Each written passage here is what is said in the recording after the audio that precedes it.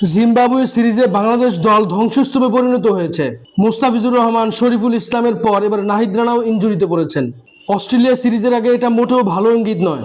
তবে এটা কি আমাদের ক্রিকেটারদের ফিটনেসের সমস্যা, নাকি টিম ম্যানেজমেন্ট তাদেরকে ভালোভাবে পরিচালনা করতে ব্যর্থ হয়েছেন? তবে জিম্বাবুয়ে সফরটা নিয়ে আমাদের ক্রিকেটাররা মনে হয় বিরক্ত। কেননা বিশ্ব যখন ফুটবল উন্মাদনায় ভাসছে, তখন আমাদের ক্রিকেটাররা জোরপূর্বক কঠিন কন্ডিশনে জিম্বাবুয়ের ঘরের মাঠে বিপদে পড়েছে। টেস্ট এবং ওডিআইতে জঘন্য পারফরমেন্স করা নাজমুল হোসেন শান্ত বিশ্বকাপ ফুটবল নিয়ে বেশ ভালো সময় কাটাচ্ছেন। গ্রুপ স্টেজে আর্জেন্টিনাকে নিয়ে তার ভবিষ্যৎবাণী প্রায় সমানে সমানে মিলে গিয়েছে।